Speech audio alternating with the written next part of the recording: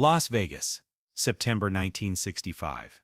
The Sands Hotel Casino's grand ballroom sparkled under cascading crystal chandeliers as the entertainment industry's most powerful figures gathered for the annual Comedy Legends Gala. Frank Sinatra owned this venue. Dean Martin performed here regularly, and tonight the room was packed with 250 of Hollywood and television's biggest names. Executives from every major studio mingled with performers whose names defined American entertainment. At table 15 sat Dick Van Dyke, still glowing from another Emmy nomination for The Dick Van Dyke Show, his bow tie perfectly adjusted, that infectious smile lighting up conversations with Carl Reiner, Mary Tyler Moore, and Rose Marie. The evening should have been pure celebration. Dick's television show was rewriting the rules of comedy, proving that sophisticated humor could work on the small screen. Critics were calling it revolutionary. Families across America gathered around their television sets every Wednesday night, and Dick had become the face of a new generation of entertainers. But across the ballroom, holding court at the head table with a group of movie executives and hangers-on, sat Jerry Lewis. Jerry was at a complicated point in his career. The Martin and Lewis partnership had ended 8 years earlier in a bitter public split that still made headlines. Dean had moved on to movies and Vegas success, while Jerry had thrown himself into solo film projects with manic intensity. His latest film, The Nutty Professor, had been a hit, but Jerry felt the need to constantly prove he was more than just Dean Martin's former partner. He was a serious filmmaker, a cinema auteur, an artist who understood the craft of movie making in ways that he believed television performers never could. Jerry had been drinking steadily throughout the dinner, his famous nervous energy amplified by alcohol and the need to be the center of attention. His voice carried across the ballroom as he regaled his table with stories about his filmmaking process, his artistic vision, his plans to revolutionize comedy cinema.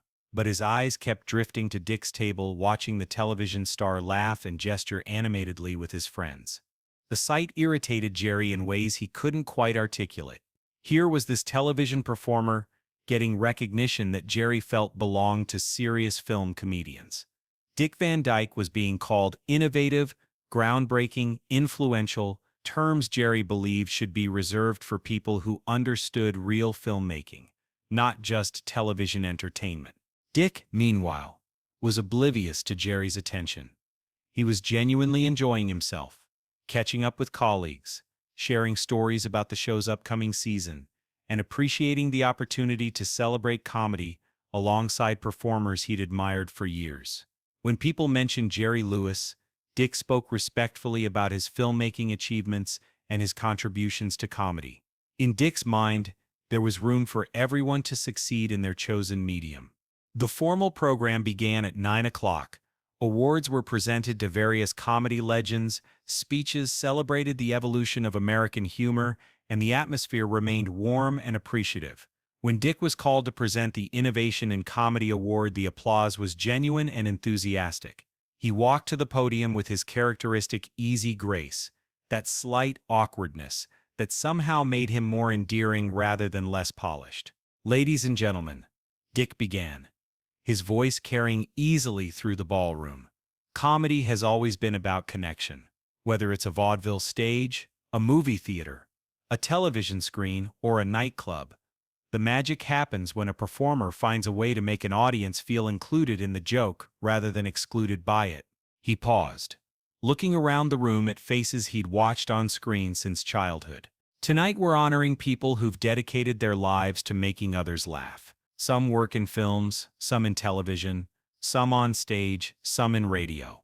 But we all share the same goal, taking the absurdity and pain and joy of human experience and finding ways to help people laugh about it, with it, and sometimes through it." The audience responded warmly to Dick's words. His speech was inclusive, generous, acknowledging different forms of comedy without ranking them in order of importance. "The beautiful thing about comedy," Dick continued, "is that there's no single right way to do it. Jerry Lewis makes people laugh by becoming completely unhinged on screen. Johnny Carson makes people laugh by staying completely composed. Both approaches work because both performers understand their own strengths and play to them honestly. Jerry's table had gone quiet. Several people glanced at him, wondering how he'd react to being mentioned.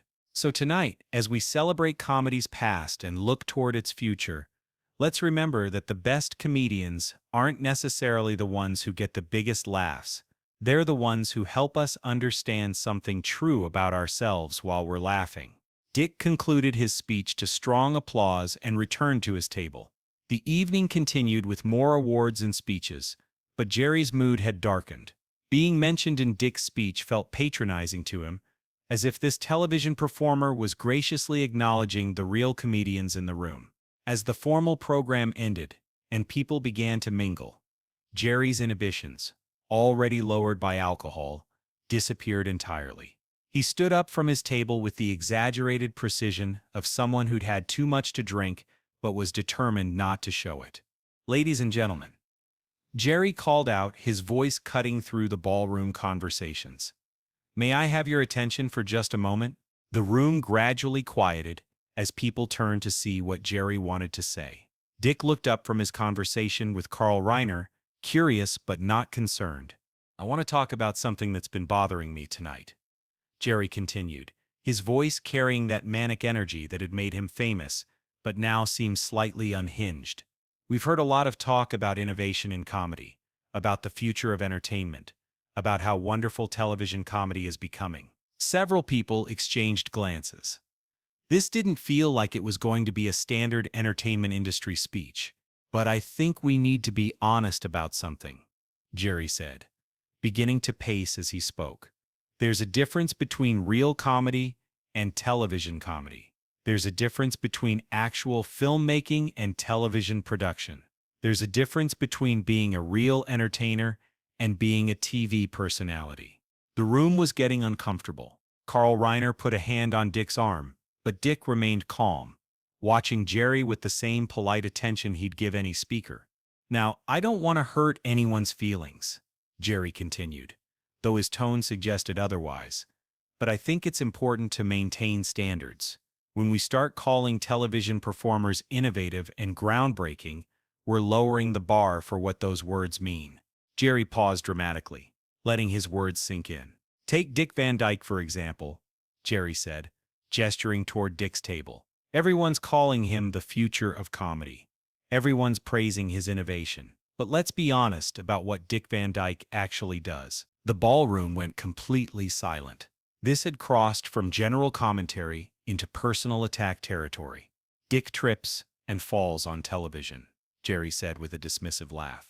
"He stumbles around a living room set and people think it's groundbreaking physical comedy. But has he ever made a real movie? Has he ever had to carry a film for 90 minutes? Has he ever had to work with real cinematography, real direction, real production values?" Dick's face remained composed, but something shifted in his eyes.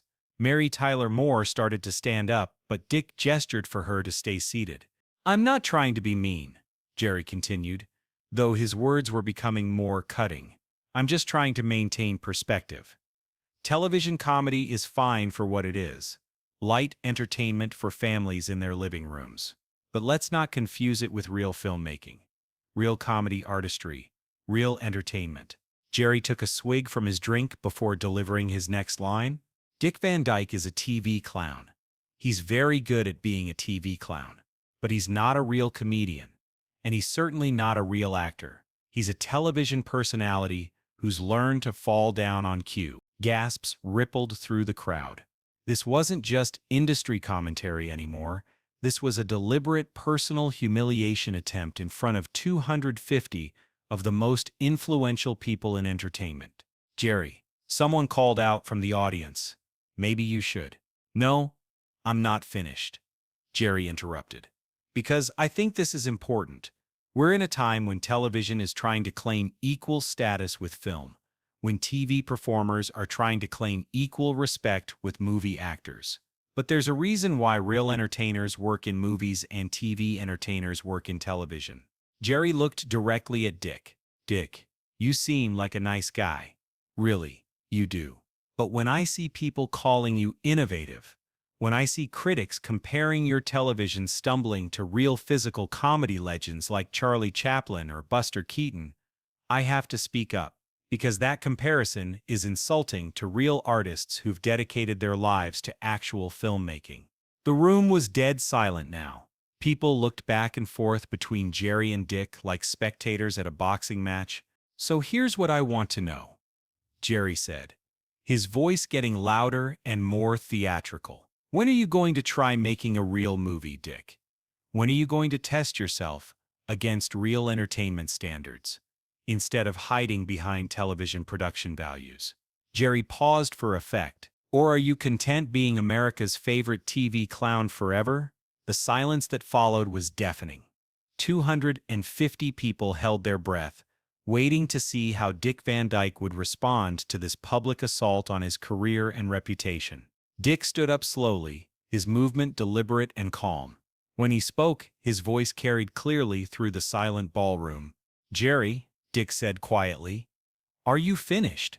"I'm finished when you answer my question," Jerry replied, swaying slightly. Dick walked to the center of the room, positioning himself where everyone could see and hear him clearly. "All right," Dick said, his voice still calm but carrying a new edge. "Let's talk about real filmmaking. Let's talk about real entertainment. Let's talk about what it means to be a professional in this industry." Jerry crossed his arms, smirking slightly. This was what he wanted, a confrontation that would let him demonstrate his superiority. "Jerry, you called me a TV clown," Dick continued. "You suggested that I hide behind television production values because I can't handle real filmmaking. You questioned whether I'm a real comedian or just a television personality." Dick looked around the room, making eye contact with various people. "Those are serious accusations, and I think everyone here deserves to hear my response."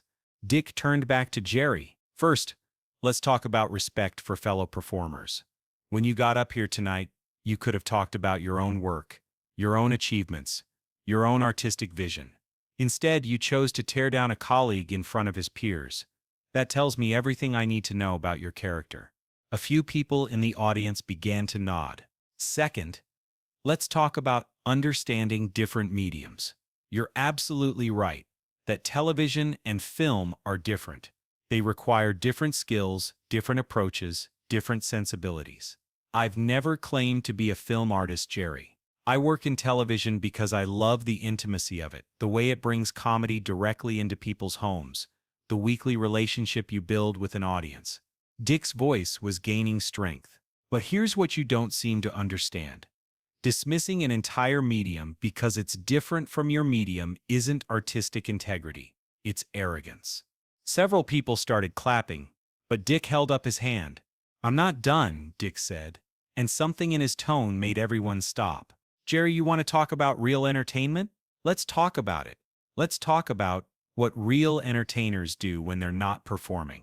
Let's talk about how real professionals treat the people they work with."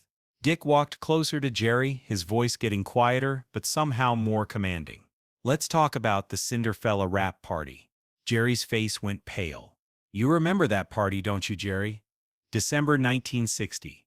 You just finished filming Cinderfella, your big comeback project after the Martin and Lewis split. You rented out the entire Rainbow Room to celebrate."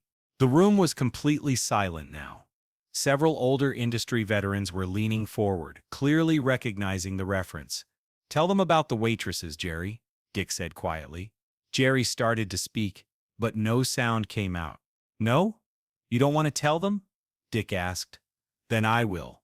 Dick turned to address the room. Jerry hired 12 waitresses for his rap party. Young women, most of them aspiring actresses trying to make ends meet while they auditioned. And at that party, in front of a room full of industry people, Jerry decided to entertain his guests by humiliating those waitresses. Several people in the audience shifted uncomfortably. "He made them perform," Dick continued. "Made them sing, dance, tell jokes. And when they didn't perform to his satisfaction, when they were nervous or embarrassed, he mocked them, in front of everyone. He called one girl pathetic because she couldn't remember the words to a song he demanded she sing." Jerry tried to interrupt. "I'm not finished," Dick said, his voice cutting through Jerry's protest. But that wasn't the worst part, Jerry. The worst part was what you did to Linda Morrison. Jerry's hands started shaking. Linda was 19 years old. Dick continued. She was working as a waitress while trying to get acting work. She was shy, nervous, intimidated by being in a room full of famous people. And when you demanded that she perform for your guests, when she said she was too nervous, you know what you did? The room was absolutely silent. You told her that if she didn't entertain your guests, she wouldn't get paid for the evening. You threatened a 19-year-old girl's livelihood because she wouldn't humiliate herself for your amusement. Audible gasps came from several people in the audience. And when she finally tried to sing, when she was so nervous her voice was shaking, you laughed at her. You encouraged your guests to laugh at her. You turned a young woman's fear and embarrassment into your entertainment. Dick's voice was getting harder now. That young woman went home that night and cried for hours. She never took another acting class. She gave up on her dreams because Jerry Lewis, the great comedian, had convinced her she wasn't good enough. Jerry was now visibly shaking. But here's the thing that really shows your character, Jerry. Dick continued. 3 days later, Linda Morrison tried to kill herself. The room erupted in shocked murmurs. She swallowed a bottle of pills because the humiliation, the public ridicule from someone she'd admired, had convinced her that she was worthless. Dick walked closer to Jerry. Fortunately, her roommate found her in time. She survived, but she never got over what you did to her. And you never apologized. You never even acknowledged that your entertainments had nearly cost a young woman her life. The ballroom was in complete shock. People were staring at Jerry with horror and disgust. "You want to talk about real entertainment, Jerry?" Dick asked. "Real entertainment doesn't come at the expense of other people's dignity. Real professionals don't humiliate vulnerable people for laughs. Real comedians understand that their power comes with responsibility." Dick turned to address the entire room. "Ladies and gentlemen, I want you to understand something. Jerry Lewis is a talented performer. He's made people laugh, he's contributed to comedy, he's achieved success in his chosen medium. But talent without humanity is worthless." Dick looked back at Jerry. "You called me a TV clown, Jerry. You suggested I'm not a real entertainer, but I've never used my position to humiliate someone weaker than me. I've never threatened someone's livelihood for my own amusement. I've never driven someone to attempt suicide with my cruelty." The room was completely silent except for Jerry's labored breathing. "So yes, Jerry, I'm a television comedian. I work in a medium you consider beneath your artistic standards. But I sleep at night knowing that my work brings joy without causing pain. I sleep knowing that I've never used my success as a weapon against people who can't fight back." Dick paused, letting his words sink in. "You want to know the real difference between us? It's not the medium we work in. It's that I understand comedy is supposed to bring people together, not tear them apart." Dick walked closer to Jerry one final time. "And Jerry? Linda Morrison is alive today. She's married, she has children, she's built a good life despite what you did to her. But she still has nightmares about that night. She still carries the scars from your entertainment." Jerry's legs were trembling now. "So before you lecture anyone about real comedy, about real entertainment, about real professionalism," Dick said quietly, "maybe you should look in a mirror and ask yourself what kind of man uses humor as a weapon against innocent people." The silence that followed was unlike anything anyone in that ballroom had ever experienced. 250 people sat frozen, processing what they'd just heard. Then Jerry Lewis did something that shocked everyone in the room. His legs buckled, and he dropped to his knees. At first, people thought he was collapsing from shock or alcohol. Several people moved to help him. But then they realized what was happening.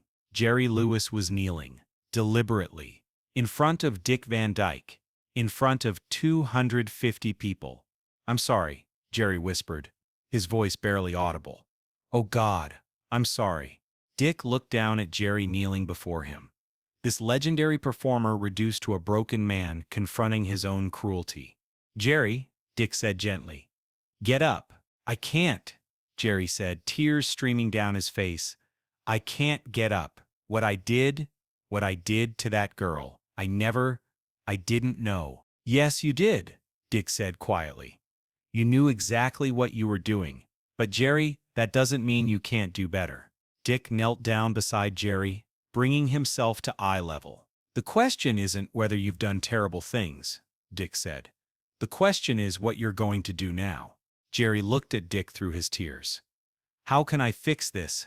How can I make it right? You can start by acknowledging what you did, Dick said. Not just to me, but to Linda Morrison.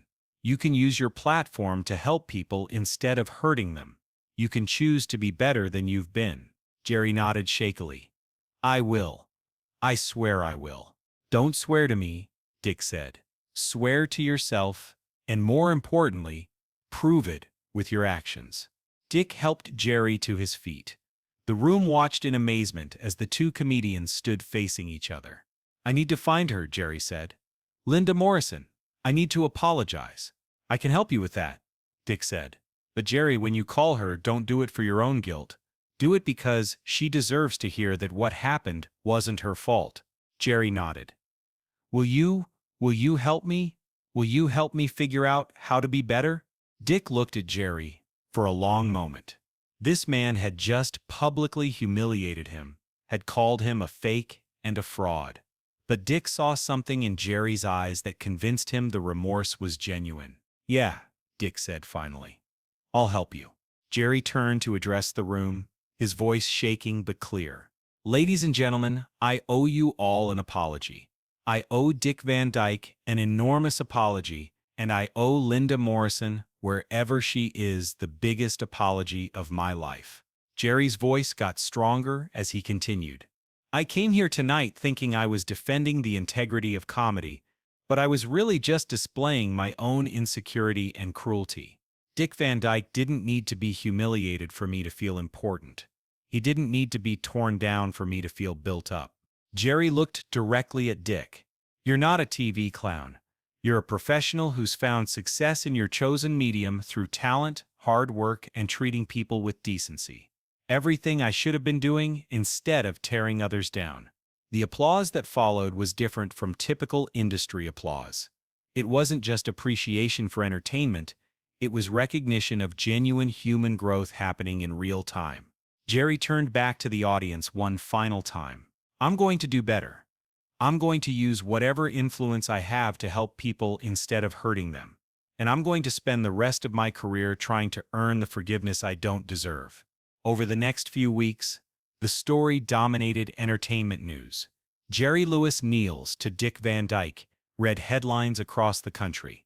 But the real story wasn't about humiliation or public confrontation. The real story was about accountability, growth, and the possibility of redemption. Jerry did find Linda Morrison. They talked for 3 hours on the phone. She was indeed married with children, living a quiet life in Oregon. The conversation was painful but healing.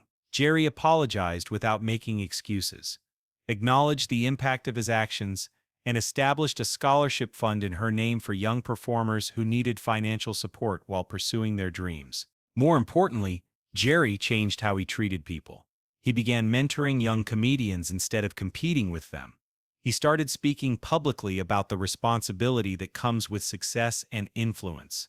He never became close friends with Dick Van Dyke, but they maintained a respectful professional relationship based on mutual understanding.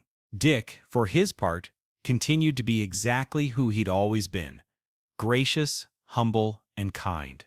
But he'd also shown that kindness doesn't mean weakness, that gentleness can coexist with strength, that you can defend yourself without destroying your opponent. Years later, in 1981, Jerry was receiving a Lifetime Achievement Award. Dick Van Dyke was the presenter. Ladies and gentlemen, Dick said to the audience, 16 years ago, this man taught me something important about courage. Not the courage to attack others, but the courage to change yourself when you realize you've been wrong. Dick paused, looking directly at Jerry. Jerry Lewis made mistakes. He hurt people. He used his power in ways that caused real damage. But when confronted with the consequences of his actions, he didn't make excuses. He didn't deny responsibility. He didn't try to minimize the harm he'd caused. Dick's voice got stronger. Instead, he did something much harder. He acknowledged his failures, apologized to the people he'd hurt, and spent the next 16 years proving that people can change, that redemption is possible, that we don't have to be prisoners of our worst moments. The applause was thunderous, but Dick held up his hand. Jerry Lewis is receiving this Lifetime Achievement Award not just for his contributions to comedy, but for his contributions to understanding what it means to be a decent human being. He's shown us that true courage isn't about tearing others down, it's about building yourself up into someone worthy of the influence you've been given.